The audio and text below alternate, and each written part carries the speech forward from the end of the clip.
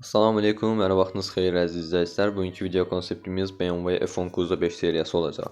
Bu videoda BMW F10'un dizaynından tutmuş mühərriklərinə, sürüş hissindən xroniki problemlərinə qədər hər detalına baxacağıq. Orta sinif biznes sedan axtarırsansa bu video sənin üçündür. Ümumi məlumat: BMW F10 2010-cu ildən 2017-ci ilə qədər istehsal olunan 5 seriyası modelidir. F10 sedan, F11 isə universal kuzadır. Bu model E60-dan sonra gəldi və BMW-ni yenidən daha klassik, daha ciddi dizayna qaytardı. F10 əsasən komfort, sakitlik və güc balansı üzərində qurulub. Bu artıq sərt sport sedan yox, daha çox prestij, rahat və stabil bir avtomobildir. Eksteryer çöl görünüşü. BMW F10'un dizaynı zamansızdır. Uzun kapot, arxaya çəkilmiş salon, klassik BMW Kidney barmaqlıqları, kəskin olmayan amma ciddi xəttlər, LED gündüz işıqları, facelift sonrası full LED işıqlar, M Sport paketdə daha aqressiv bamperlər, yan ətəklər və iri disklər. Bu avtomobil nə çox cavan, nə də çox yaşlı görünür. Hər yaşda və hər statusa yaraşır. İnteryer və salon. Salon keyfiyyət hissi verir. Yumşaq plastiklər, dəri oturacaqlar, sürücüyə yönəlmiş panel, geniş arxa oturacaq, yüksək səs izolyasiyası. Əsas funksiyaları: iDrive məlumat multimedia sistemi, elektron oturacaqlar, memory paket, 2 zonalı və ya 4 zonalı climate control, head-up display, Harman Kardon və ya Bang Olufsen səs sistemi. Qeyd edim ki, Harman Kardon bir qədər zəif qala bilər, həm basslarda, həm səs səviyyəsində o qədər də qənaətbəxş deyil. Bang Olufsen bir qədər daha yaxşıdır, amma yenə də Burn-Masterə çatmır. Elektron əl əyləci və start-stop sistemi. Bu maşında sürərkən sürəti hiss etmirsən. 160 km/saatla getsən belə sanki 100 kimi hiss olunur. Mühərriklərinə baxaq. Benzin mühərrikləri tərəfində 520i birinci mühərrikdir bizi qarşılayan. N20 B48 kodlu 2.0 litrəlik turbolu mühərrik 184 at gücü və 270 Nm tork hasil edir. Yanacaq sərfiyyatı ortalama 9-10 litrdir. Zəif nöqtədə isə timing zənciri, yəni zamanlayıcı zəncir bir qədər tez sıradan çıxmasıdır. 528i modelində yeni 2.0 litrəlik turbo mühərrikdən istifadə edilib ki, burada artıq 245 at gücü və 350 Nm tork hasil edir. Daha yaxşı dinamika və daha münasib bir sərfiyyatı var. 520-dən biraz çox yandırır, amma həm dinamikası, həm torku, gücü bir qədər daha yüksəkdir. 535i modelində 3.0 litrəlik N55 kodlu turbolu mühərrikdən istifadə edilib. 306 at gücü və 400 Nm tork hasil edir. 0-100'ü sadəcə 5.7 saniyədir. Güclü, amma yanacaq sərfiyyatı bir xeyli yüksək, qulluq xərci də həmçinin yüksəkdir. 550i modelində 4.4 litrəlik V8 twin turbo mühərrikdən istifadə edilib. 407 ilə 450 at gücü arasında komplektasiyaya görə dəyişir. 600 Nm civarında tork hasil edir.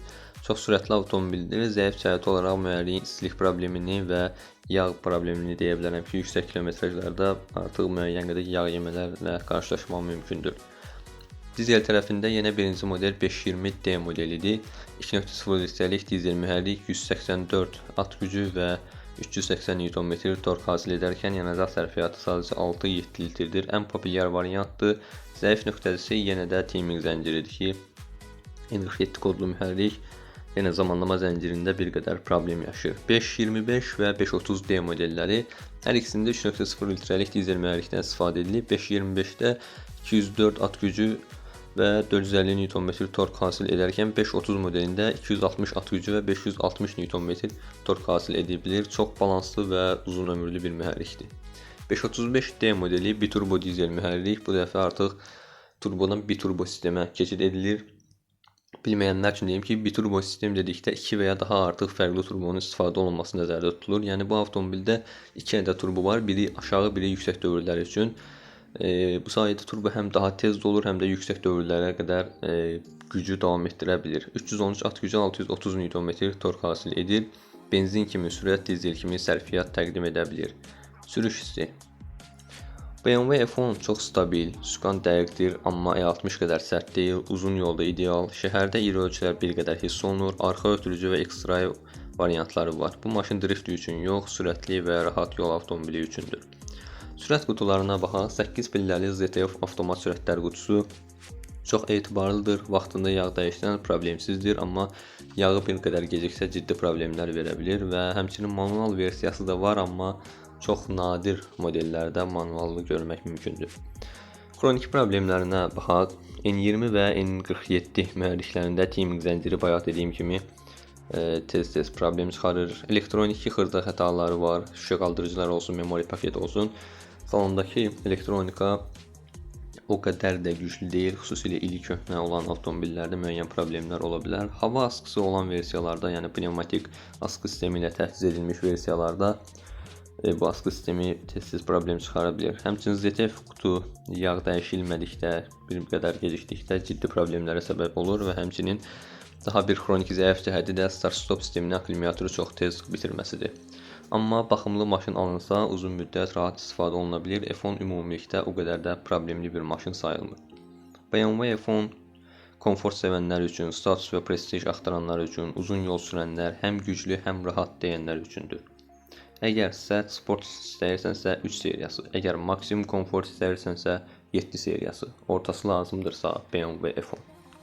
Yekunda onu deyim ki, BMW F10 hələ də bazarda dəyərini saxlayan, görünüşü köhnəlməyən və düzgün mühərrik seçimi ilə çox ideal avtomobildir.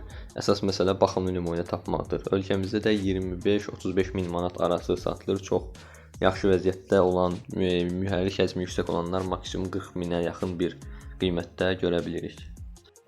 Video çox uzun olmasın deyə, həm də üstündən ötüşdürüb keçmək istəmədiyim üçün M5 modelinə bu videoda yer verməmişəm. Əgər istəsəz, sırf M5 üçün əlavə bir video çəkərəm. Bugünlük məndən bu qədər. Növbəti videolarda görüşmək üzrə. Özünüzə yaxşı baxın, salamat qalın.